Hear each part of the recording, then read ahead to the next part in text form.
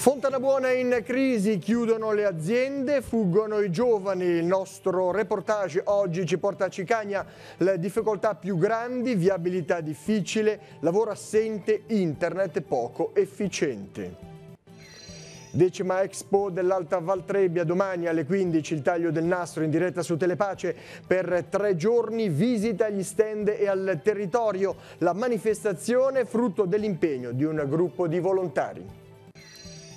Collaudo superato per la funivia di Montallegro che sarà in servizio anche nelle ore notturne.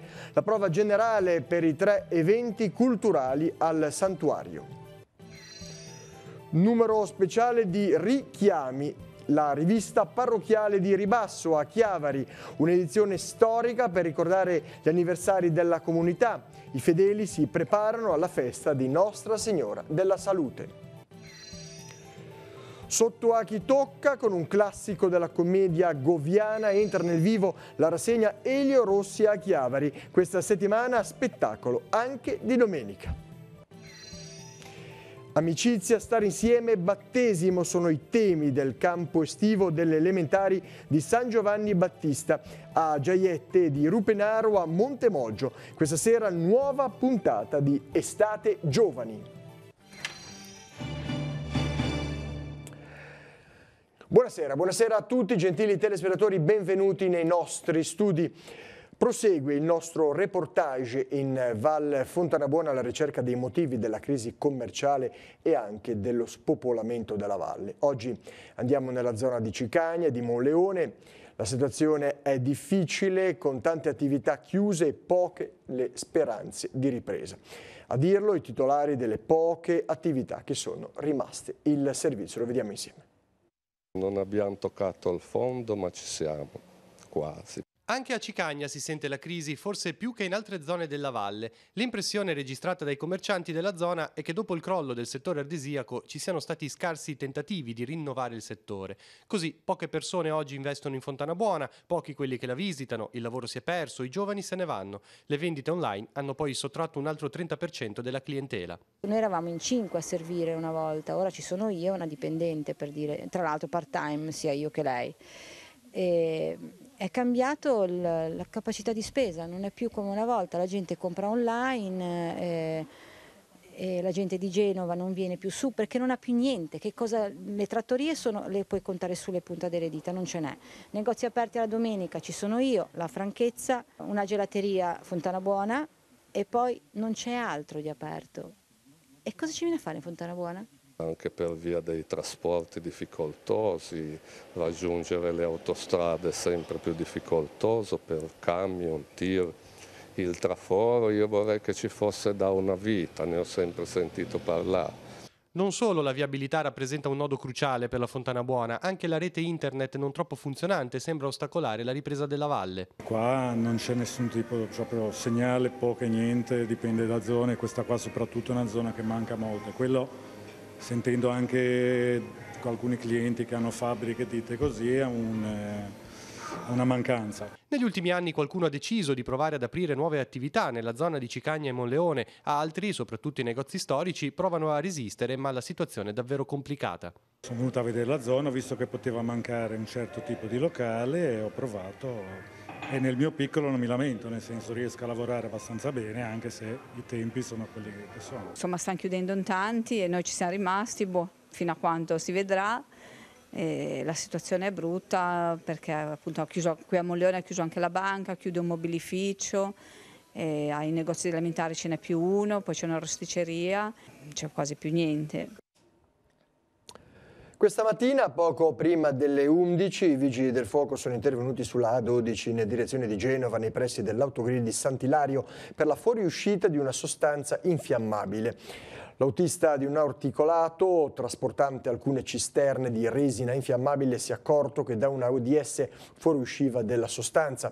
Messa in allarme, il 112 si è attivata la macchina del soccorso. I pompieri giunti sul posto anche con il carro per il rischio chimico e il funzionario di guardia hanno provveduto a mettere in sicurezza l'area e il materiale fuoriuscente.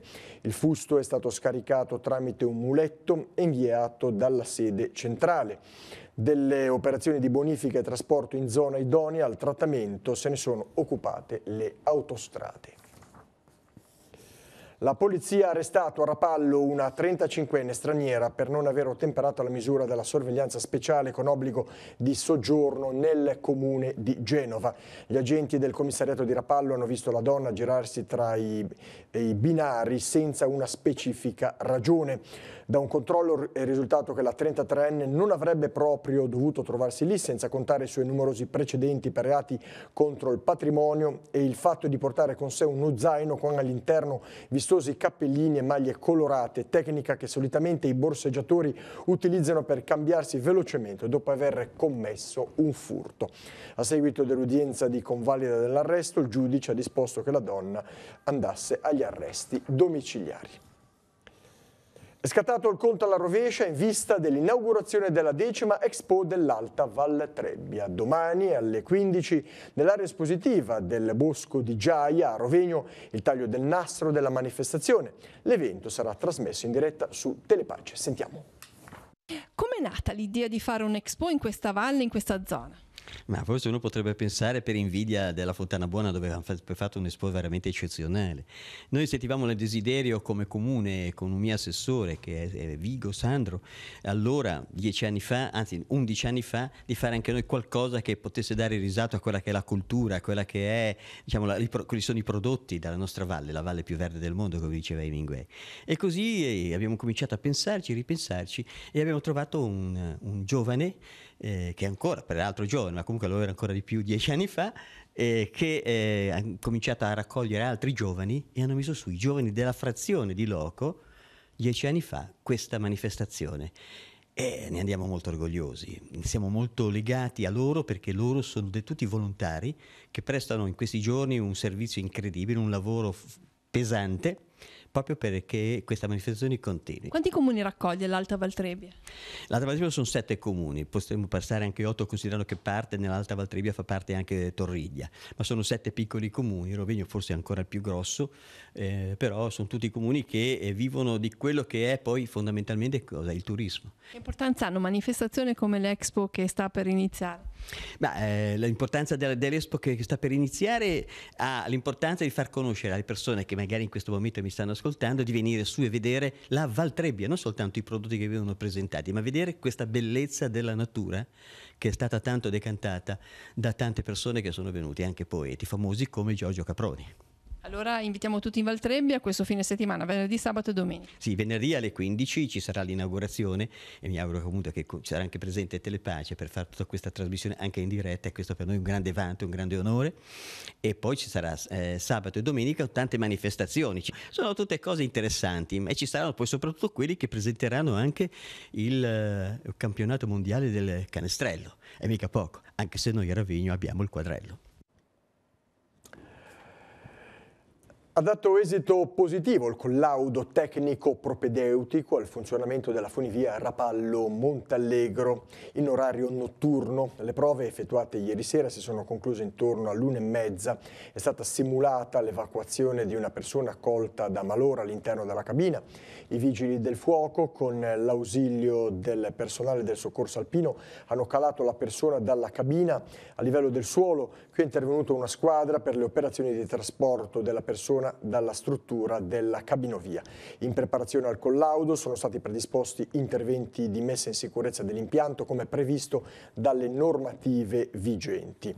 Nello specifico la presenza di 2 generatori di corrente, l'illuminazione dei piloni della funivia, la pulizia dell'area sottostante i cavi, la dotazione di torce elettriche. A conclusione dell'iter burocratico, la funivia Rapallo-Montallegro sarà pertanto fruibile anche in orario serale notturno, con ogni probabilità a partire da domenica 29 luglio, quando il Teatro Naturale di Montallegro ospiterà la prima delle 3 conferenze nell'ambito dell'evento Tramonti di Montallegro.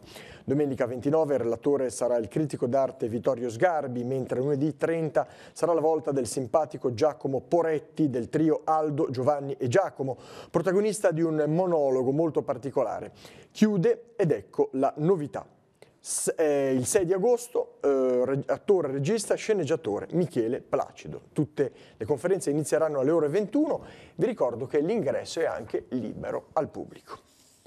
È stato revocato a Rapallo il divieto di balneazione messo in via cautelativa lo scorso 20 luglio in un tratto di mare dalla foce del torrente San Francesco sino alla spiaggia libera in prossimità dell'antico castello. I campionamenti effettuati da ARPAL hanno confermato valori positivi della qualità delle acque. Il sindaco di Levi ha convocato per domani, venerdì 27 luglio, una seduta straordinaria urgente del Consiglio Comunale. L'assemblea, che si riunirà alle ore 20 nella palestra comunale. Si tratta di un appuntamento importante in quanto il Comune rischia il commissariamento se non verranno approvati gli equilibri di bilancio bocciati in occasione dell'ultimo Consiglio Comunale. Con il numero uscito in questi giorni, il settimanale Il Cittadino della Diocesi di Genova saluta i suoi lettori e dà appuntamento a settembre. Le notizie saranno aggiornate sui siti internet. Oggi ultimo contributo da Genova anche per il telegiornale. In redazione Michela De Leo. Prego. Un saluto da Genova e benvenuti nella redazione del Cittadino. Chiesa genovese già al lavoro per il prossimo anno pastorale 2018-2019. È infatti in cantiere il sussidio per il cammino di catechesi degli adulti che sarà incentrato in continuità con il Congresso Eucaristico Nazionale di Genova del 2016 sul tema dell'Eucaristia. I tempi e le modalità per il ritiro da parte delle parrocchie del testo di catechesi saranno comunicati nel mese di settembre. E sempre per il prossimo anno pastorale è stato pubblicato in formato cartaceo e in digitale sui nostri siti il calendario diocesano 2018-2019. Sono elencati gli appuntamenti del Cardinale Arcivescovo, degli uffici di curia, del seminario e in particolare gli incontri diocesani del clero, senza dimenticare gli avvenimenti che coinvolgono il laicato. Si tratta di uno strumento indispensabile per un buon percorso pastorale lungo un anno di attività in diocesi, nei vicariati, nelle parrocchie e nel variegato mondo delle aggregazioni laicali. Saranno 120 i giovani della diocesi di Genova che parteciperanno all'incontro dei giovani italiani con Papa Francesco a Roma l'11 e il 12 agosto prossimi. A Roma i giovani avranno la possibilità di dormire in stile GMG all'aperto all'interno del Circo Massimo, dove si svolgerà la veglia con il Santo Padre e per chi lo desidera durante la notte fare delle tappe nelle chiese del centro storico di Roma, che saranno aperte per una notte bianca molto speciale. Il 12 agosto tutti in piazza San Pietro per la conclusione e la Santa Messa. Per chi volesse ancora iscriversi è possibile contattare il centro San Matteo. Bene, nel salutarvi vi ricordo che la redazione del Cittadino è chiusa per tutto il mese di agosto, ma resteranno operativi e costantemente aggiornati i nostri siti www.ilcittadino.ge.it e www.chiesadigenova.it con tutti gli appuntamenti e le notizie che riguardano la nostra diocesi. Grazie per averci seguito, arrivederci a settembre e buona estate! Buone vacanze ai colleghi del Cittadino, continuiamo il giornale. La comunità di San Giacomo dei Piani di Ria Chiavari si prepara a festeggiare Nostra Signora della Salute. Oggi alle 17 momento speciale con gli anziani e gli ammalati nel salone parrocchiale, domani alle ore 18 l'offerta dei fiori alla Madonna e la benedizione dei bambini. Domenica alle ore 11 la Santa Messa solenne che sarà celebrata da Don Piercarlo Fizzotti, prevosto di Gaggiano in Lombardia. Alle 20:30 i vespri e la processione, poi la festa di quest'anno che è stata pubblicata in un'edizione speciale del giornalino parrocchiale Richiami. Sentiamo il perché nel servizio che abbiamo preparato. Edizione straordinaria quest'anno di Richiami, la rivista parrocchiale di Ribasso. Come mai questa scelta? Quest'anno stiamo festeggiando parecchi anniversari legati alla parrocchia e sono i 60 anni dell'inaugurazione della chiesa, il 1° maggio del 1958, l'apertura al culto, la parte sopra. Inoltre 30 anni fa, il 4 giugno dell'88, c'è stata anche l'inaugurazione del nuovo altare. Poi è stata 10 anni fa l'inaugurazione del nuovo ascensore che dà la possibilità anche alle persone che hanno problemi di disabilità o comunque anziani o altre persone di poter accedere liberamente alla chiesa. C'è un anniversario che riguarda anche la stessa rivista, Richiami. 35 anni fa, esattamente a dicembre dell'83, nasce il primo numero de Il Richiamo, che all'inizio appunto era la rappresentazione un po' dei gruppi parrocchiali. Col tempo poi è diventato proprio l'organo ufficiale della parrocchia di Ri. Che storia ha avuto questa rivista? È stata pensata soprattutto dei gruppi giovanili, era tutto ciclostilato, usciva ogni circa 3 mesi e poi col tempo siamo passati le fotocopie ed è sempre rimasta questa voce aperta a tutti. Con la venuta di Don Mario, parroco Don Mario Moltedo, questa rivista è diventata la rivista ufficiale, cioè ci sono tutti i contenuti ufficiali della parrocchia e tutti gli avvenimenti. Di questa edizione straordinaria quante copie avete fatto? Ma circa 1000, perché c'è la festa di Nostra Signora della Salute e di conseguenza abbiamo fatto questa coppiata, la possibilità di dare un numero speciale, io direi anche storico, alle famiglie di Ri e chi vorrà per tenerlo in casa. Ecco. Le offerte andranno a chi? Naturalmente sono tutte per la Chiesa. Domani e sabato a Ribasso vi ricordo che andrà in scena la Festa in Piazza, 2 serate dedicate a cibo, musica e danze. Apertura degli stand gastronomici che avverrà alle 19:30 nei 2 giorni. La musica invece a partire dalle 21:30. Antico Incanto, il titolo della serata in programma presso la chiesa di San Nicolò dell'Isola Sesti Levante, sabato 28 luglio alle 21.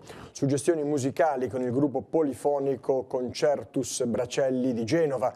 Oltre al concerto si potrà conoscere la storia dello storico monumento con delle spiegazioni di Alberto Fazzeri. Sarà anche l'occasione per conoscere i progetti di restauro della chiesa di cui si stanno cercando i fondi necessari per poter partire con i lavori.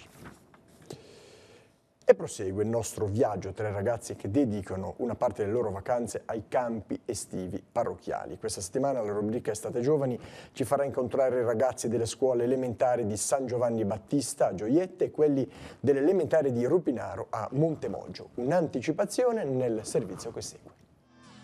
Ciao, semplicemente ciao. Estate Giovani ci porta a Gioiette, dove c'è il campo dei ragazzi di San Giovanni. Andiamo a vedere.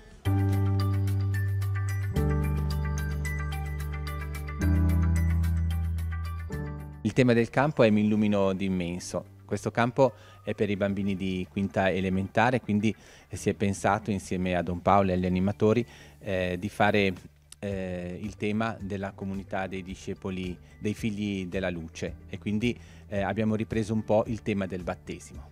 È un'esperienza di vita forte, intensa, e questi ragazzi sono ragazzi pieni di vita, di energia ed è stato facile, diciamo, coinvolgerli in tutto quello che gli si è proposto.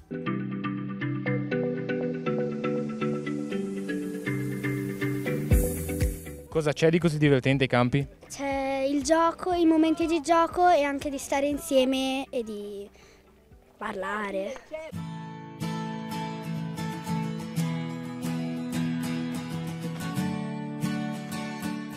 Sono i ragazzi della prima confessione, della prima comunione nel loro cammino di formazione, allora vivere il tema della comunione, vivere il senso dell'essere amici tra di loro, fondati su un'amicizia più grande che è quella che Dio ci ha regalato in Gesù. Quali aspetti dell'amicizia vengono comunque approfonditi nel campo?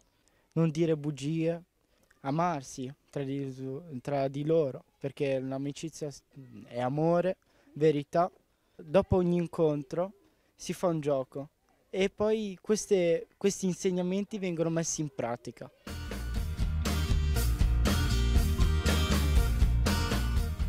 Se lo facciamo con gli amici è più facile perché decidiamo i compiti e un gruppo fa quello e un gruppo fa l'altro e quindi diventa più facile. Vi ricordo che la puntata di Estate Giovani va in onda questa sera alle 21:10 su Telepace 1, al canale 15 del vostro telecomando. Sono disponibili i moduli per l'iscrizione al servizio di trasporto scolastico a Chiavari. Come negli anni scorsi, il Comune offre l'opportunità alle famiglie di usufruire di una tariffa ridotta per i ragazzi che non hanno ancora compiuto il 17° anno di età e che frequentano le scuole secondarie di primo grado e le prime 2 classi delle scuole secondarie di secondo grado presenti sul territorio comunale. I moduli si trovano presso l'ufficio trasporto scolastico in piazzale San Francesco nei giorni di lunedì, mercoledì, giovedì e venerdì con orario dalle 9 a mezzogiorno. Il mercoledì pomeriggio dalle 15 alle 17. Le domande dovranno essere presentate all'ufficio protocollo del Comune entro il prossimo 4 di agosto. I carabinieri di Santa Margherita Ligure hanno individuato l'autore di un furto compiuto la scorsa notte nelle opere parrocchiali cittadine. L'uomo è stato trovato in città, si tratta di un italiano ma non è un residente di Santa Margherita. È stato riconosciuto grazie alle immagini della videosorveglianza. Il ladro, infatti, nel tentativo di non farsi riprendere dal circuito interno, è salito su una sedia per oscurare le telecamere, è riuscito invece a farsi inquadrare in primo piano. Al momento del ritrovamento l'uomo non aveva con sé la refurtiva, circa 800 euro in monete, raccolte durante la sera nelle feste parrocchiali. Il carabiniere di Lavagna, i carabinieri hanno denunciato per truffa un pregiudicato calabrese di 30 anni residente in provincia di Torino. L'uomo ha acquistato online un telefono cellulare comprandolo ad un operaio di Lavagna. Tuttavia, dopo aver versato l'anticipo e aver ricevuto lo smartphone dal valore di 350 euro, non ha mai saldato la somma rimanente. I militari di Sassi Levante invece hanno denunciato per lesioni personali stradali gravi uno studente di 17 anni di Casarza Ligure. 3 giorni fa il giovane, mentre si trovava alla guida del suo motociclo, ha provocato un incidente in centro a Sassi Levante, procurando ferite gravi ad un 46enne del posto, tutt'oggi ricoverato a Genova. E ora spazio all'economia. Nei giorni scorsi è stato pubblicato il decreto con le regole attuative del cosiddetto bonus pubblicità. Si tratta di incentivi fiscali sugli investimenti pubblicitari fatti su quotidiani, periodici ed emittenti televisive e radiofoniche locali e recentemente esteso anche alle testate online. Il decreto entrerà in vigore il prossimo 8 di agosto. I dettagli nella scheda che è stata preparata dal nostro Maurizio Garreffa. Può partire il contributo filmato.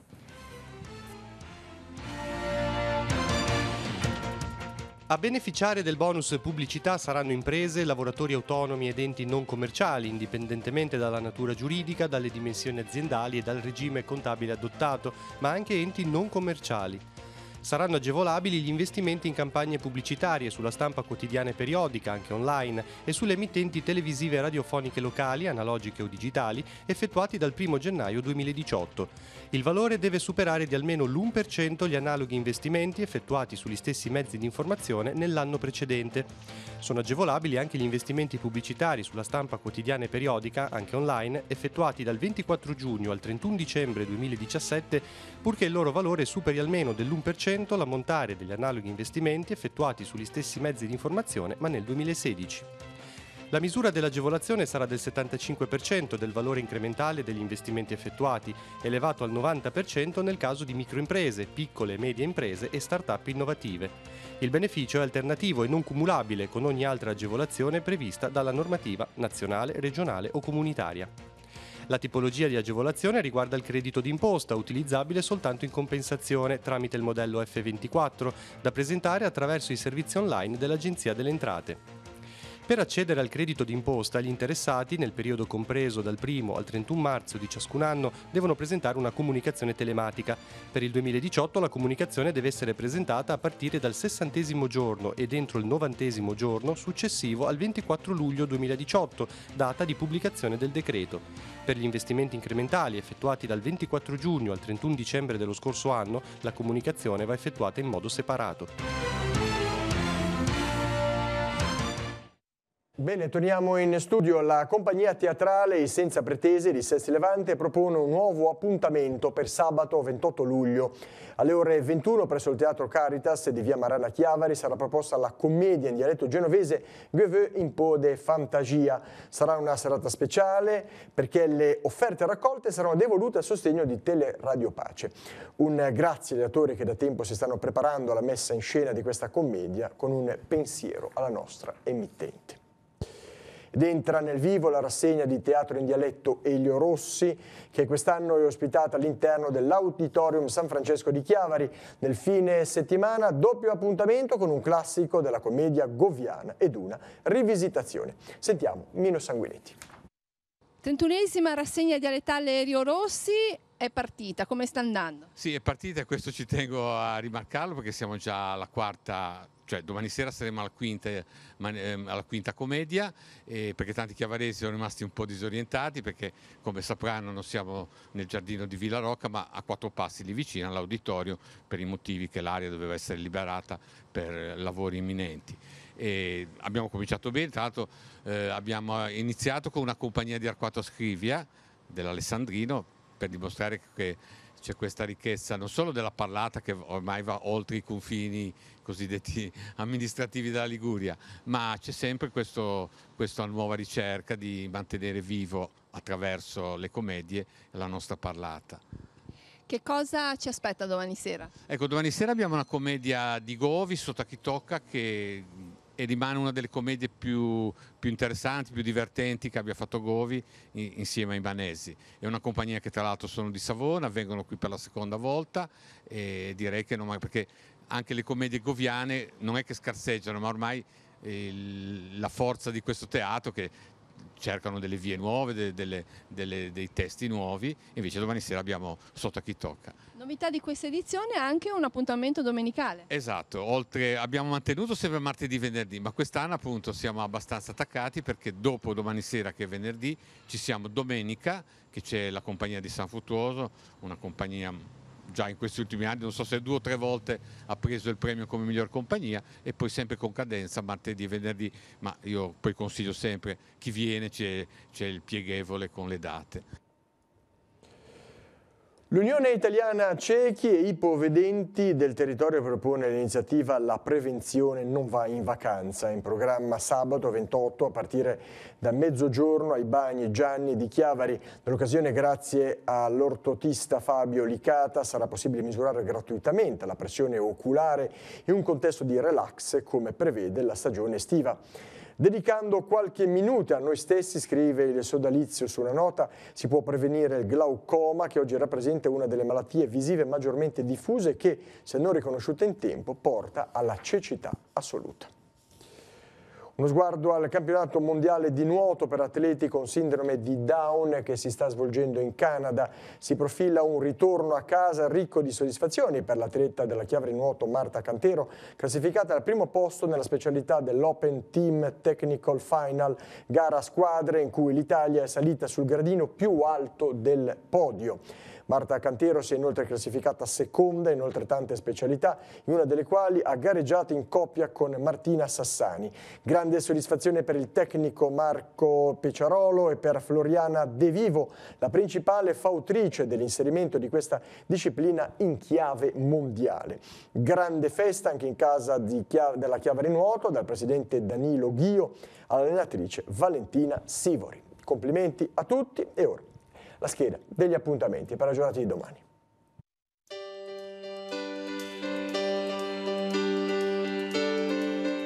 Appuntamenti in agenda per venerdì 27 luglio. Storie di mare e di pesca sulla spiaggia libera di Piazza Milano dalle 10 a Lavagna. Un pescatore professionista racconterà le sue esperienze di pesca e mostrerà i pesci più noti e quelli dimenticati. Al via la prima edizione di Cibo di Strada a Varese Ligure, 3 giorni dedicato allo street food e alla valorizzazione del patrimonio enogastronomico. In programma tante sorprese ed iniziative, tra cui il cinema sotto le stelle dalle 16 a mezzanotte e mezza. Nell'ambito della festa patronale di San Giacomo, nella parrocchia di Genova Pontedecimo si svolgerà la manifestazione Biciborgo Gymkhana. Dalle 17:30 le iscrizioni e dalle 19 le gare riservate a bambini e ragazzi da 2 a 12 anni. Gli eventi si svolgono in piazza Partigiani. Al via la seconda edizione della rassegna dedicata al pianoforte. La maratona musicale si terrà a Rapallo dalle 18:30 alle 23 al chiosco della musica, in piazza Mameli e nelle piazzette del centro storico Cavour, della Chiappa e da Vigo. Live Music a Borgorena Beach arriva a Trigoso come ogni venerdì sino a fine agosto. L'appuntamento dalle 19 è con la band Clinton Street che eseguiranno American Rock. Il Museo Archeologico di Chiavari propone visite guidate al Museo della Città a partire dalle 19:15, un percorso alla scoperta della fondazione di Chiavari, dai Liguri dell'età del ferro al borgo medievale. 35esima festa in piazza a Ripiani, in piazza San Fron, 2 giornate dedicate a cibo, musica e danza. Dalle 19:30 apertura degli stand gastronomici e dalle 21:30 musica e danze con i caravel e gli spunciaporchi.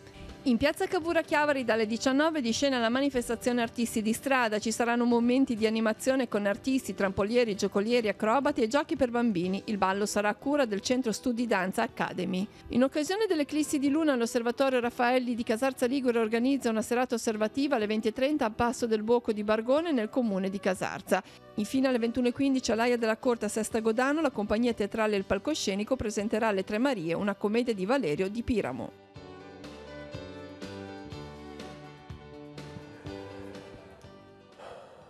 Agenda curata questa sera dalla nostra Cristina Oneto. Ancora una notizia di cronaca: i vigili del fuoco di Rapallo sono intervenuti nel pomeriggio di quest'oggi per un incendio boschivo sulle alture di Recco in località Collodari. Le fiamme sono partite da alcune baracche nei pressi di un'abitazione. Probabilmente il rogo ha preso avvio da un piccolo fuoco acceso per bruciare sterpaglie e poi scappato al controllo. L'intervento dei vigili del fuoco è durato dalle 15:30 alle 19:30 circa. La situazione fortunatamente è tornata alla normalità.